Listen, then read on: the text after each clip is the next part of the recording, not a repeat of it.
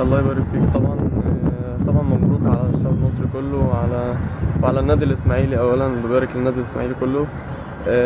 بحمد ربنا طبعا على الاداء المشرف اللي احنا ظهرنا بيه قدام الناس كلها، وبشكره طبعا على الفضل والكرم اللي هو اداهولنا واكرمنا بيه. الحمد لله قدرنا نفرح الشعب المصري كله، عملنا حاجه كويسه وربنا اكرمنا الحمد لله. الحمد لله. كابتن، بعد التأهل لكأس العالم كده والطموحات والإنجاز الكبير ده، طموحك ايه في كأس العالم؟ هو اكيد طبعا يعني زي ما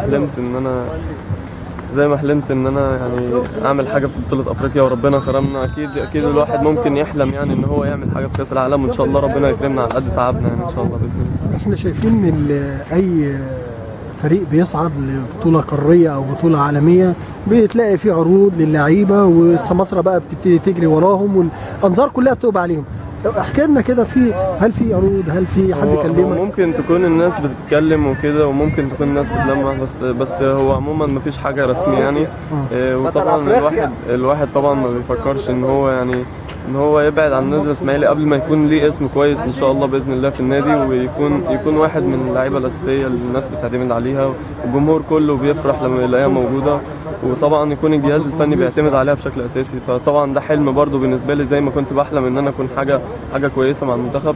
طبعا بحلم ان انا اكون حاجه كويسه مع النادي، واعمل حاجه كويسه واعمل انجاز ان شاء الله مع النادي، واحقق اي بطوله يعني بصراحه نفسي اعمل اي انجاز واحقق اي بطوله مع النادي الاسماعيلي. ربنا يكرمك ان شاء الله. انت لعيب محترم ولعيب متميز، ان شاء الله هيكون ليك دور ان شاء الله. ان شاء الله. كابتن محمود، لسه واصلين امبارح ولا اول امبارح تقريبا؟ امبارح. النهارده شايفينك في النادي الاسماعيلي، هل تم استدعائك من قبل الجهاز؟ هل هتبقى في مباراه بكره ان شاء الله؟ ان شاء الله. احنا انا ومحمد شريف ومحمود حمد طبعا ان شاء الله باذن الله في الماتش بكره ان شاء الله. ربنا يكرمنا. اي واحد فينا طبعا هيأدي وهيموت نفسه طبعا زي ما كنا بنعمل في اي بطوله، اي ماتش رسمي. طبعا عايزين نعمل حاجه ونوصل باذن الله. اللي هيلمس فينا ارض الملعب لازم يكون قد المسؤوليه ويكون قد الاحترام والالتزام اللي المدرب بيطلبه.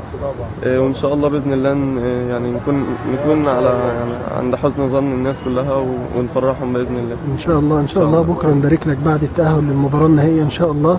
نكون معاك في ارض الملعب ونبارك لك بالتوفيق دايما، والف مبروك مره ثانيه. الله يبارك فيك. شكرا.